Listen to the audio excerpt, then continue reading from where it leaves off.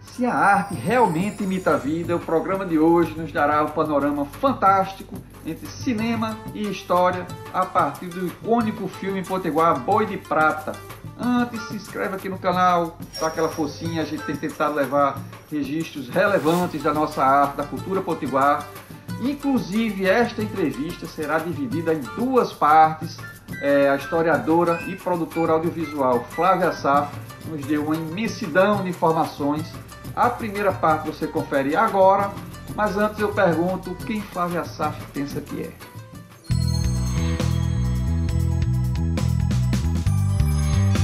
Quem eu sou? Eu vou tomar emprestado das palavras do Mário de Andrade para me definir. Eu sou 300, sou 350. Eu sou historiadora, sou produtora de vídeo, sou editora de livros, sou mãe, sou mulher, sou louca por cinema, sou louca por história, sou um bocado de coisa. Fala galera, aqui com Flávia Assaf, paulista, está aqui em Natal há boas décadas e vem falar com a gente a respeito deste livro, deste projeto, do filme, de digitalização do filme Boi de Prata. Flávia, então, como é que você chegou a Natal? Conta um pouquinho da sua história. Então, eu vim a Natal porque eu casei com um potiguar. Eu já conheci Natal vindo aqui quando a gente começou a namorar e tal, e depois nós viemos morar aqui. Eu vim morar aqui em 2003. Minha filha já tinha 7 anos quando chegou aqui, mas hoje é uma potiguar. E eu sempre trabalhei, por muitos anos eu venho trabalhando com audiovisual, e quando eu cheguei aqui, eu quis saber da história, né, do audiovisual daqui do Rio Grande do Norte, e encontrei o Boi de Prata. Flávia, você também tem uma formação como historiadora, né? Como é que você conseguiu unir essa história e cinema? Olha, história é uma paixão de muito tempo. Eu estudei história em São Paulo, quando eu tinha 18, 19 anos. Aí interrompi o estudo, fui trabalhar com publicidade. E quando eu cheguei aqui, falei, bom, vou terminar. Fiz o vestibular, entrei na UFRN e terminei minha graduação de História. Aí continuei com a minha vida de publicitária, com marketing político e tal. Aí depois de um tempo me deu vontade de fazer o mestrado. E quando eu fui fazer o mestrado, falei, vamos juntar as duas coisas, né? Fazer história e cinema. O cinema entra na história como objeto, né? Como uma das produções humanas a serem analisadas e estudadas mais ou menos na década de 50, não, na década de 60, né? Quando a história muda um pouco de rumo, né? A história antes era uma história só baseada em documentos oficiais, diplomáticos, coisas ligadas à economia, etc. E depois, a partir da década de 50, 60, 70, começam a introduzir outras coisas. Então, literatura, todo fazer humano interessava a história. E aí, Marc Ferron, um francês, propõe o estudo de história através do cinema. Ele começa também como sendo o cinema um espelho da sociedade e depois vai mudando um pouco o modo de entender o cinema dentro da história e o cinema como fonte, como objeto. E hoje a gente estuda o cinema, estuda a história com o cinema fazendo parte de toda a cultura, de toda a sociedade. Quer dizer, o cinema não é um objeto, ele é mais uma produção humana, né? Ele está dentro do mesmo sistema, né? A sociedade, as pessoas, a economia, a política, o cinema, a cultura, tudo junto. E isso você vai encontrar um pouco no livro. Foi essa ideia que eu tive, assim, de olhar para o filme, para o diretor, para o momento dele, do personagem, o diretor aí, no momento da história do Brasil, no momento da história do Rio Grande do Norte, a cultura brasileira, a cultura do Rio Grande do Norte, que ele trabalhou com isso para fazer o filme, né? E como você chegou à ideia, como você chegou a conhecer, como você chegou à ideia de digitalizar o filme Boi de Prata? Então, durante o mestrado que eu fiz sobre o Boi de Prata, eu tive que usar um DVD que se encontra aqui o Sétimo Selo, um DVD pirata, né? Que você percebe que ele foi digitalizado, passado para Umatic, que é um sistema que nem se usa mais em vídeo, e depois ele foi passado para VHS, e o que foi digitalizado ali naquele DVD foi o VHS. Então, você praticamente não vê nada, né? Vê muito mal as imagens, você não vê a fisionomia dos atores e tal. Mas durante o filme, eu fui atrás de saber onde é que estava o filme, e depois de algum tempo, não foi fácil, mas eu localizei uma cópia na Cinemateca do MAM. O curador da Cinemateca do MAM, lá no Rio de Janeiro, topou fazer a digitalização, mas tanto ele quanto a produtora lá do CTAV, Centro Técnico Audiovisual, lá que é a entidade que é herdeira da Embrafilme, né? Eles falaram o seguinte: só autorizariam com a anuência dos filhos, expressamente. E eu fui atrás dos 6 filhos do diretor para conseguir essa autorização. Teve essa dificuldade, 6 filhos. 6 filhos. Um deles mora no México. Eu fui atrás do cara, não foi fácil encontrar, porque ele não atende Facebook, nada disso, mas enfim, consegui chegar até o filho, esse filho lá do México, que os outros eu já tinha contactado e todos tinham topado. Ele também topou, ele não conhecia o filme. Aí, quando eu lancei o livro, no Guaiamum de 2018, eles fizeram a projeção do filme, aquela cópia horrorosa, e eu fiz o lançamento do livro. Eu disse a ele que ia ter esse evento e tal, ele falou, eu vou aí. Ele veio do México para cá, passou menos de 24 horas aqui em Natal, assistiu o filme, teve lá na palestra que eu dei, nós conversamos muito, e alguém disse a ele que eu tinha localizado a cópia e que eu estava batalhando para conseguir patrocínio para digitalizar. Eu já tinha ido ao Sebrae, eu já tinha ido na secretaria, na Fundação José Augusto, já tinha ido em vários lugares e não tinha conseguido ainda. Aí ele perguntou quanto seria, eu tinha um orçamento, e ele falou, não, pode deixar que eu faço essa despesa aí. E foi assim, ele pagou lá a digitalização e nós temos a digitalização graças à boa vontade do filho, né, da família, para ter o filme, para popularizar o filme, porque o filme não foi visto, né? Na época que ele foi feito, ele não foi visto assim pouquíssimas vezes. O lançamento aconteceu em Caicó. Teve 2 sessões em Caicó, teve uma sessão aqui em Natal com pompa e circunstância, que é muito divertido, que é o seguinte, na época, assim, quando o filme foi feito, quando o filme foi assinado, os contratos foram assinados, era Tarcísio Maia, o governador. Depois, era Lavoisier, quando o filme estava pronto. E aí, o filme foi lançado num evento eu não me lembro agora o nome da entidade, mas era uma coisa de primeira-dama, era a Dona Vilma, né, a primeira-dama, fazendo para uma obra de caridade, uma coisa de assistência social, eu teria que lembrar aqui. Fez a exibição, foram convidados, pombos, circunstâncias, mas o pessoal que trabalhou no filme não foi convidado. Entendeu? Elas foram ver depois, porque em 85 teve o Festa de Natal, né? E aí passou aqui, e eles puderam ver nessa ocasião, mas 4 anos depois que o filme tinha sido lançado. Então, assim, o filme não teve uma temporada comercial como rezava o contrato de distribuição com a Embrafilme. Não teve. E o diretor teve autorização para pegar uma cópia do filme e sair exibindo. Ele exibiu em algumas capitais do Nordeste, ele saiu com a cópia embaixo do braço e foi indo para festivais e outros lugares. Num acordo que eles tinham, que o que ele arrecadasse com a exibição do filme, ele ia abatendo da dívida que ele tinha com a Embrafilme. Mas não teve uma temporada comercial, como era inicialmente previsto no contrato, né? Então, aqui quase não foi visto.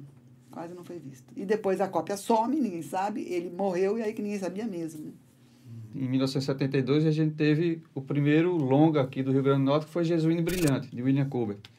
Você acredita que esse filme influenciou de alguma maneira o Carlos Ribeiro Júnior filmar Boi de Prata? Assim, a temática se assemelha na questão sertaneja, né?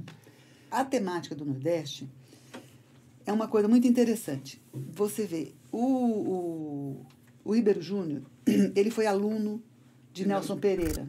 Né? A influência já pode ter vindo daí. Com certeza veio. Né? Ele foi aluno de Nelson Pereira, ele foi... Nelson Pereira dos Santos. Nelson Pereira dos Santos. Autor de de Vidas Secas, de Amuleto de Ogum. O Ribeiro Júnior foi assistente de direção de Nelson em Amuleto de Ogum. Ele foi aluno de Nelson em Brasília, foi aluno de Nelson na Federal Fluminense e depois passou a ser assistente dele. Então, assim, eu acho que com Nelson ele aprende várias coisas. Primeiro, assim, ele convive com a política da Embrafilme, né? Que ele aprendeu como é que os cineastas se movimentavam para conseguir do Estado o apoio que necessitavam para fazer os filmes. Tanto que ele consegue fazer o filme dele aqui. E ele é caro, assim, os temas que eram caros a Nelson são caros a ele também, né? Só que Nelson vinha de uma visão muito da década de 50, uma visão que foi formada pelo ISEB, né? O Instituto Superior de Estudos Brasileiros. O ISEB foi uma instituição formada no governo de Café Filho, logo que acaba a ditadura de Getúlio, com intelectuais brasileiros com o objetivo de estudar e divulgar ciências sociais. E eles passam a usar esses instrumentos teóricos para fazer análise brasileira. E esses caras chegaram à conclusão que todos nós temos hoje, que o grande problema do subdesenvolvimento brasileiro era manter até aqueles dias a nossa economia colonial, que era a economia de grandes propriedades, né, as grandes porções de terra mantidas na mão de famílias oligarcas, e a monocultura de exportação. E, como isso era mantido, a situação das pessoas sem terra era mantida também, né? E o Nordeste se encaixava nessa coisa, né? Grandes latifúndios de culturas, de monoculturas para exportação e as pessoas pobres, né? Então, eles acreditavam que a saída para o subdesenvolvimento do país era mudar essa situação. Aí tinha duas turmas ali. Uma turma o pessoal mais liberal achava que você tinha que formar um capitalismo brasileiro. Você tinha que formar os empresários brasileiros, formar um capitalismo com capital nacional, para deixar de ser dependente do capital estrangeiro. Tinha outra turma, que era mais de esquerda, que queria mesmo era a revolução. Então, assim, as duas turmas viam no modelo econômico de grandes propriedades na mão de algumas famílias o grande problema do Brasil. Que esses conflitos de terra sempre ocorrem até hoje. E o filme do Ribeiro Júnior vai tratar exatamente disso, né? Um conflito de terra. Só que ele tinha uma visão um pouco diferente, porque o Nelson Pereira começou a produzir na década de 50, tem essa visão estática, né? Como assim, lamenta-se o Nordeste, lamenta-se a seca, mas não se propõe muita coisa, né? O pessoal que vem depois de 62 já tem uma outra proposta. Se você for ver, por exemplo, o filme O Deus e o Diabo na Terra do Sol, de Glauber, que é pré-62, o roteiro foi escrito antes de 62, ele é assim também. O povo fica entre os políticos e a igreja e acaba todo mundo sendo morto, não sei o quê, não tem saída para eles, não tem solução para o povo. E em 62 houve uma mudança, em 61 há uma mudança no ISEB, sai a turma mais liberal, entra a turma mais progressista, e eles começam a pensar e se alinhar com a ideia de terceiro mundo, né? O ISEB começa a se alinhar com os países autoproclamados de terceiro mundo. E chega até o Brasil a leitura de Frantz Fanon, que é um martinicano, né? Ele nasce nessa colônia francesa e vai estudar na França, vai estudar medicina na França. E chega lá achando que é francês. E depois que ele se forma, ele recebe o convite para ir trabalhar numa instituição uma instituição psiquiátrica na Argélia, que é outra colônia francesa, e ele vai para lá. E quando ele chega lá, ele percebe que toda a loucura, que todo o desequilíbrio está baseado numa vivência de violência, e que essa violência é a violência colonial. Aí ele escreve um livro chamado Os Deserdados da Terra, que é uma pancada. É uma pancada. Ele fala, olha, não existe condição de nenhum colonizado conversar com o colonizador. Porque você já começa que conversa na língua do colonizador, então você já está numa inferioridade. A única relação possível de libertária, né, entre colonizador e colonizado, do colonizado e colonizador, é guerra, é violência, é morte, é você tomar de volta a sua liberdade pela violência.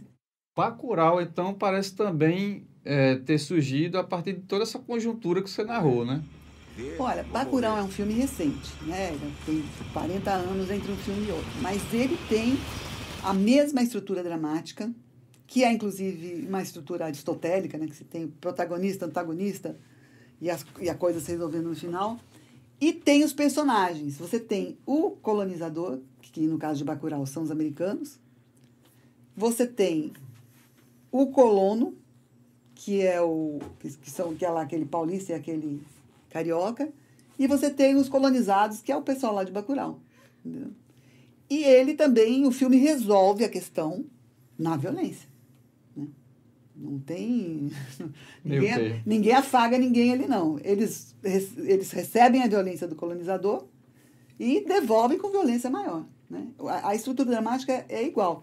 Tem algumas diferenças de tempo, e eu acho que o Boi de Prata ele é mais delirante, ele é mais poético, ele é mais alegórico, embora o Bacurau tenha muita alegoria também, mas assim, o Boi de Prata é um pouco mais poético. Né? A partir desse sucesso de Bacurau, como você coloca o Boi de Prata dentro do cenário nacional de cinema? Assim, eu acho que é um filme para ser visto. É um filme para ser visto, assim, ele é um filme datado, né? Ele tem algumas coisas puramente década de 70, câmera na mão, como os cinema novis faziam. Ele é um filme... as cores que estão na tela são de um tempo, entendeu? Ele é um filme datado. Mas ele é clássico na medida em que ele tem uma estrutura clássica, ele tem uma estrutura clássica, aristotélica, que até me espantou. Normalmente o pessoal de esquerda usava mais a estrutura brechtiana, que é de final aberto, deixar que a coisa se resolva na cabeça do cara em casa, que não se resolva, né? Que ele saia com um incômodo, vá para casa com um incômodo, que essa energia do incômodo é que vai fazer a revolução. Não é o caso. Eles resolvem o problema ali, eles dão uma solução e o cara sai. Né? Por quê? Porque o Ribeiro Júnior tinha a intenção de ser didático. Ele estava querendo ensinar as pessoas o que elas tinham que fazer. Entendeu? Assim, e ele ensina. É pena que ele não foi visto, mas ele ensina. Né? Como foi visto e se propõe também em Bacurau, né? Pois é, o Bacurau, ele abre uma possibilidade. Né? Eu acho que o Bacurau, assim, ele chegou num momento onde as coisas estão super polarizadas, onde as agressões são mais fáceis. Mas ele começou a ser feito muito antes. Né? A gente não estava... Assim, é que o cara de cinema normalmente é visionário. Né? Ele normalmente tem essa sensibilidade antes do fato estar à nossa vista. Né? Mas o Bacurau, ele tem essa... Eu acho assim, ele propõe uma coisa e a plateia compra. Né? É por isso que as pessoas gostam tanto. Né? Gostaram dessa primeira parte da entrevista? Garanto a vocês, a segunda está ainda mais interessante. Flávia Sarro vai falar sobre a questão do terceiro mundo que cerca todo o filme Boi de Prata, não só na feitura do filme, como no enredo. É realmente uma leitura muito interessante. Além da questão do boi, o boi, a brincadeira, o folclore do boi, caracteristicamente litorâneo, foi levado ao Seridó para compor o filme. Por quê? Flávia Sarf vai responder isso e muito mais na segunda parte da entrevista. Fiquem ligados, a gente vai postar ainda esta semana. Grande abraço!